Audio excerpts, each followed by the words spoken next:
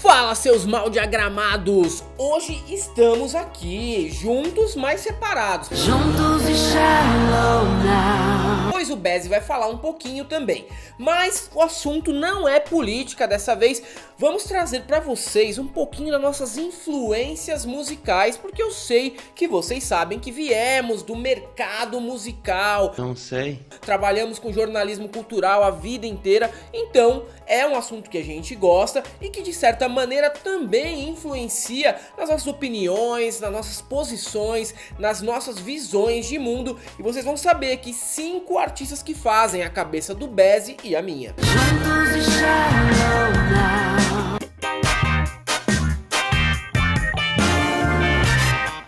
Uma das artistas que eu mais gosto na minha vida, assim, e eu vou tentar aqui dar enfoque para cantores e não para bandas, é a Joni Mitchell. Para quem não sabe, a Joni Mitchell é considerada aí, ela não gosta de ser chamada assim, mas é considerada muitas vezes o Bob Dylan de saias. A canadense, por outro lado, tem uma certa tretinha com o Dylan, mas no fim das contas é normal, afinal de contas eles são contemporâneos, eles fizeram sucesso na mesma época e também teve essas comparações que obviamente para uma mulher que já se colocava ali como feminista, como uma pessoa progressista, é realmente ruim. Na minha opinião, e isso aí vocês não precisam concordar, eu acho ela uma artista até mais completa que o Dylan. O Dylan é um gênio, mas a Joni Mitchell é uma pessoa que vai para outras áreas, assim como o Dylan escreve, ela pinta e também é uma compositora de mão cheia.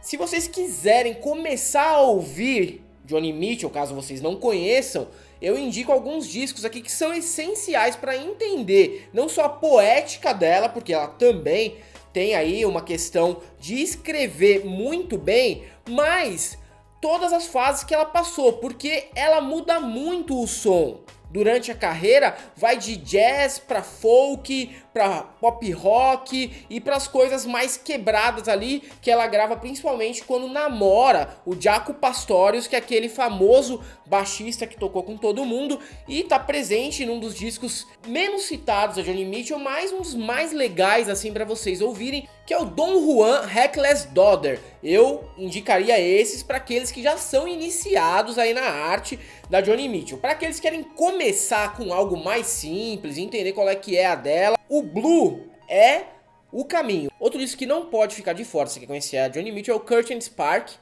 E para fechar aí os 4 discos que eu acho mais importantes nessa primeira fase da Joni Mitchell aí, que fica entre os anos 60 e os anos 70, é o Regira, que sai em 1976. Bom, então eu pego aqui, né, com essa indicação do Helder, chata pra caralho, Joni Mitchell. Eu lembro uma vez que eu tava viajando de carro com meu pai e falei, pai, deixa eu colocar esse disco aqui, Blue, da Joni Mitchell, que é super bonito.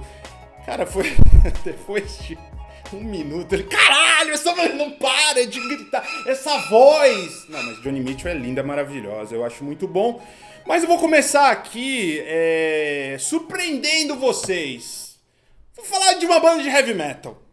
Não, depois eu falo. Vou falar primeiro de Miles Davis. Miles Davis foi um artista assim que eu aprendi a gostar quando eu trabalhei numa loja de CD em que o dono era viciado em jazz e me emprestava todas as coleções que ele tinha, as caixas do Miles, do Coltrane, do Thelonious Monk, do Herbie Hancock, de quem você possa imaginar assim do jazz até chegar nos anos 70, que daí é um jazz que eu não gosto muito.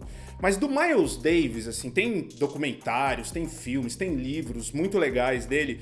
Eu quero indicar um álbum chamado In a Silent Way, que é de 1969, em que é um elo ali entre o Miles da década de 60 e o do que viria a se transformar o Miles na década de 70 com Beaches Brew, que é o álbum mais conceitual, foi quando ele conheceu o Jimi Hendrix e quis botar um pouco de eletricidade ali no jazz dele. E na Silent Way é um álbum que me lembra muito bandas que eu comecei a gostar na década de 2000, tipo Mogwai.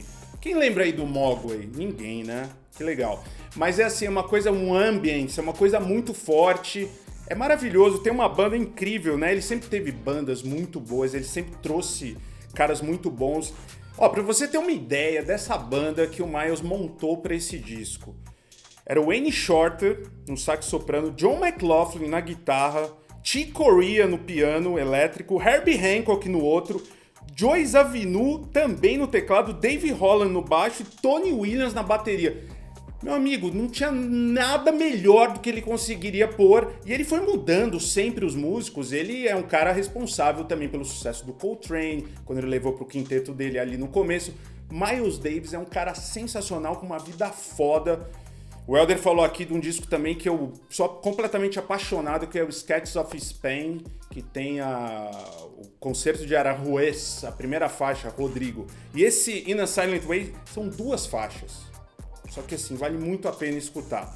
Tirando a parte do Birth of Cool, do Cool Jazz, de tudo mais, eu recomendo esse disco.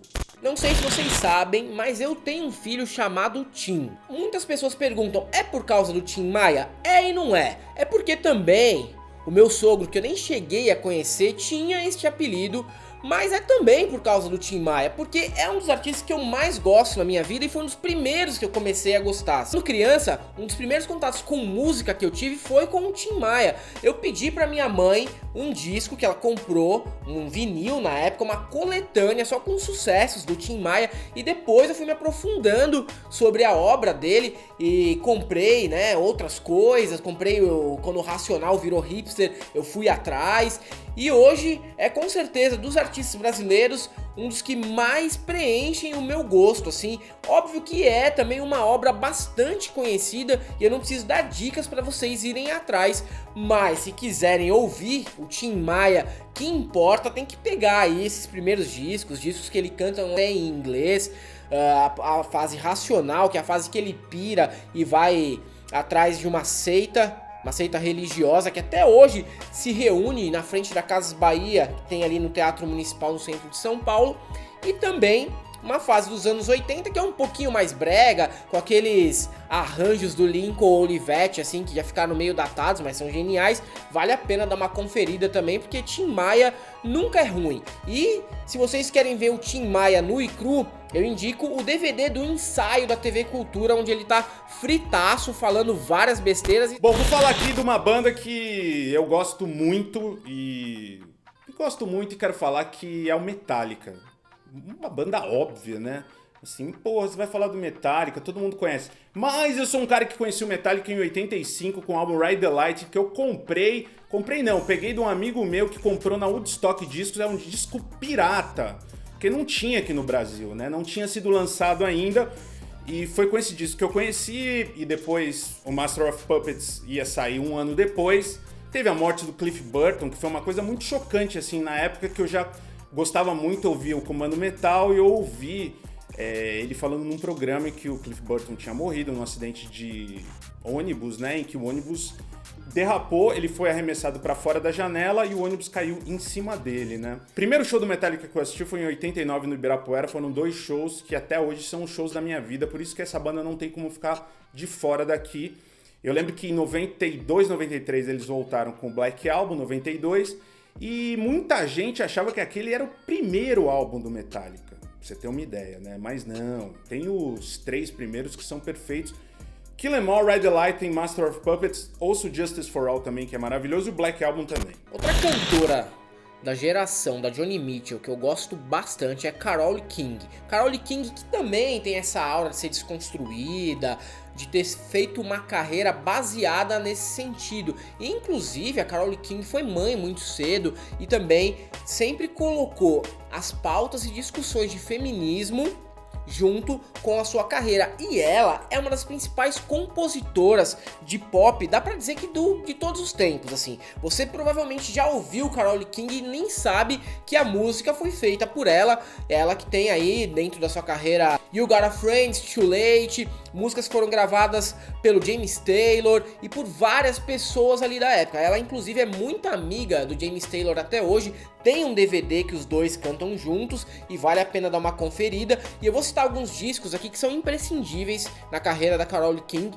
que é uma das minhas cantoras favoritas de todos os tempos. O Tapestry é praticamente uma coletânea da obra da Carole King, que ela pega algumas músicas que já haviam sido gravadas por outros artistas naquela época e junta tudo no disco, que é o segundo disco dela, que foi um dos mais vendidos de todos os tempos e é um dos clássicos instantâneos do pop mundial. Que uma banda que muita gente acha coxinha pra cacete, tá, pode ser um pouquinho, que é o U2.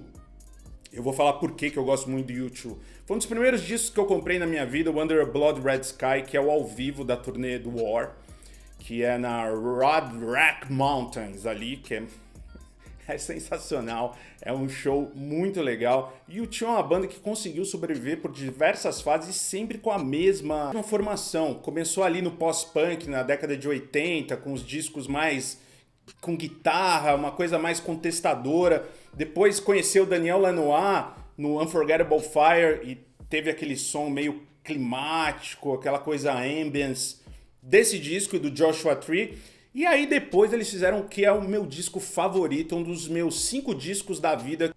Achtung Baby foi gravado em Berlim, nos estúdios onde o David Bowie lançou a trilogia de Berlim dele, que tinha Brian Eno, Robert Fripp, tinha Iggy Pop também ali no meio, fazendo algumas coisas, que é o Lodger Heroes e o Low, que são discos maravilhosos. O U2 pegou o Daniel Lanois, que já vinha gravando com eles, e o Brian Eno, para produzir o disco, que eu acho uma obra-prima, assim. Você tem desde a música eletrônica entrando, música espanhola, você tem muita referência ali de coisas e de uma colcha de retalhos. Que era a Zoo TV, que era a turnê deles ali, com televisores, com... O U2 assim, é uma puta banda legal. Tem muita gente que fala, mas o Bono é muito bonzinho e tal. Ele é bonzinho mesmo, né? E The Edge, pra quem gosta de guitarra, tem um documentário maravilhoso que eu não lembro o nome agora, eu vou pôr aqui na descrição, que é com o The Edge, o Jack White e o Jimmy Page, que é maravilhoso. O The Edge, assim, é um gênio nos efeitos, né? Ele não é nem um guitarrista, não é virtuoso, nada, mas ele é um cara de textura, de sons, assim, muito diferentes. Eu me lembro que quando eu fui assistir a Pop Mart Tour aqui no Brasil, em 1900 e alguma coisa, foi a primeira vez que eu vi o U2 ao vivo. Eu fui ali na mesa de som que ficava no meio do palco, assim, pra ver todos os hacks do The Edge. É um negócio impressionante. U2 não é uma banda coxinha, é um pouco, mas tem coisas maravilhosas. Uma banda que eu comecei a gostar depois que eu vi uma dica de uma pessoa ligada ao Tim Maia, que é o Ed Mota, que é também um dos artistas que eu mais gosto, assim, que é o Steely Dan. O Bezzy costuma me zoar quando eu cito, porque ele fala, você quer parecer hipster, você quer parecer aí cool. Mas é uma banda que eu gosto de verdade, assim, gosto... Gosto a ponto de ter a discografia dos caras e também ter a discografia solo do Donald Fagen, que é um dos 2 integrantes dessa banda americana, que faz um jazz pop, blue-eyed soul, você pode chamar do que quiser, mas coloca elementos do jazz ali no pop, então todo mundo toca muito bem, toda a banda que acompanhou o Steely Dan durante a carreira é só de gente maravilhosa tocando, assim, só cara bom demais, mas não é um negócio cabeçudo, embora a gente tenha essa brincadeira aqui entre eu e o Bezzy, não chega a ser uma banda cabeçuda, é uma banda super acessível. Você pega também os discos do Donald Fagen solo, são músicas e discos que, não vai causar estranhamento em ninguém, tanto que eles fizeram muito sucesso, apesar de ter uma proposta onde todo mundo toca muito bem e as músicas não são músicas exatamente clichês. Pra começar, eu indico Can't Buy a Thrill, que é o primeiro disco deles, imprescindível pra quem quer conhecer Steely Dan. Outro disco que eu gosto muito é o Aja, maravilhoso, e o Pretzel Logic, que ninguém pode deixar de ouvir. E uma dica... Eu preciso falar de uma banda da era grunge, porque foi um gênero, um estilo musical que eu peguei assim no começo mesmo e peguei o auge deles. Eu e meu irmão, a gente ouvia demais. E eu vou falar de uma banda que também é meio coxinha, talvez eu seja meio coxinha, meio PSDB, que é o Pearl Jam.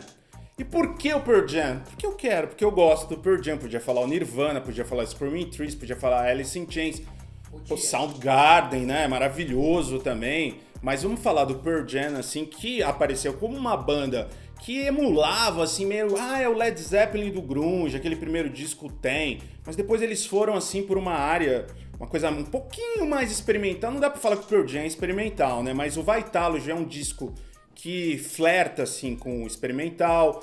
O mesmo No Code é muito legal. Yield é um disco muito bom. E era legal, assim, pra quem gostava da banda, todo show eles faziam um repertório completamente diferente. Foram eles ali que brigaram com a Ticketmaster, que não queriam mais que eles vendessem os ingressos pela Ticketmaster, porque era muito caro, era, assim, abusivo pro consumidor.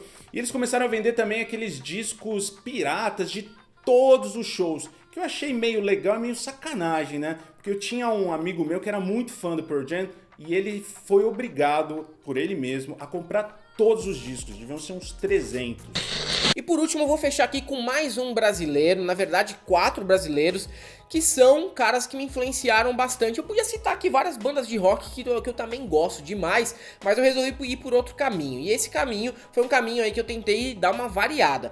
E o Racionais, cara, Racionais, pra quem cresceu nos anos 90 e nos anos 2000, é uma banda que dificilmente a pessoa deixou de ouvir, independente do que ela gostava naquela época. Eu lembro que, pô, no meu bairro tinha gente que era pagodeira, roqueira, gente que era funkeira, mas o Racionais era meio que uma unanimidade, porque as letras diziam muito respeito a não só uma juventude urbana, mas a realidade de várias pessoas, né? Não necessariamente eu passei por aquilo que eles dizem na letra, não necessariamente eu enfrentei todos os problemas que eles falam ali, só que, tipo, é uma aula de história do Brasil tão bem feita e que diz muito respeito a várias fases da nossa história, que a gente não pode deixar de elogiar e desprezar, e não pode desprezar a abordagem que eles fizeram certeira sobre vários temas, como o encarceramento, sobre preconceito racial, sobre pobreza, sobre corrupção, muito antes desses temas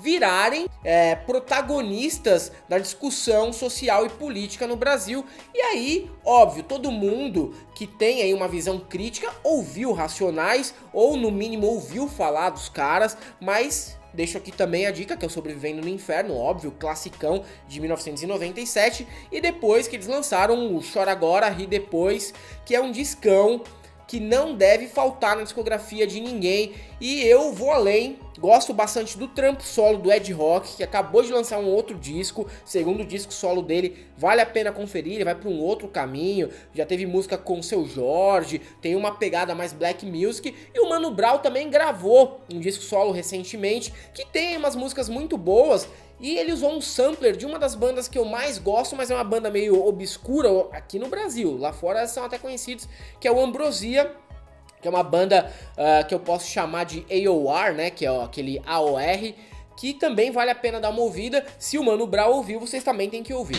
Bom, eu vou falar então a minha última banda, só que eu queria fazer uma menção aqui, algumas que eu deixei de fora, e eu tenho certeza que eu vou fazer outra lista logo mais. Tem Led Zeppelin, Velvet Underground, Titãs, Black Sabbath, Bon Jovi, Beastie Boys, Stevie Wonder, Iron Maiden. Vou deixar o Iron Maiden de fora porque eu vou ter que falar do Van Halen ou Van Halen. Vou falar porque, assim, Sammy Hagar vem pro Brasil agora, no começo do ano que vem, em março, eu acho, e eu lembro que o primeiro disco do Van Halen que eu escutei foi o 5150, que eu tenho até a tatuagem. Deu risada agora, né? Tudo bem, eu entendo. Foi um disco muito importante pra mim, assim, que eu tava descobrindo ainda o heavy metal, uma coisa mais melódica, e no 5150 você tem Dreams, Love Walker-Ins, Why Can't Be Love, foi o primeiro disco com o Sammy Hagar e o primeiro disco do Van Halen que chegou ao número 1 do topo da Billboard. É um disco maravilhoso, tanto que começaram a chamar de Van Halen e Van Hagar. A banda era completamente diferente com o Sammy Hagar. Depois eu fui descobrir que tudo com David Lee Roth é perfeito e maravilhoso também, mas eu sou um desses caras que consigo escutar as duas fases da banda. Eu recomendo todos os discos do Van Halen, do primeiro até o Balance. É tudo muito bom. Bom, finalizando então aqui, você do Apoia-se, você do Seja Membro também, muito obrigado, eu adoro esse nome, Seja Membro, né? Porque é difícil falar membro e não lembrar de membro. Mas muito obrigado por você ser inscrito, compartilhe esse vídeo aí com os amigos, que ele vai ficar só para vocês do Apoia-se e do Seja Membro, que estão dentro aí das recompensas mais legais. Bom, vou ficando por aqui, a gente volta logo mais com mais um vídeo exclusivo para vocês. Deixa aqui nos comentários o que você quer ver nos próximos e mais do que nunca, não passarão.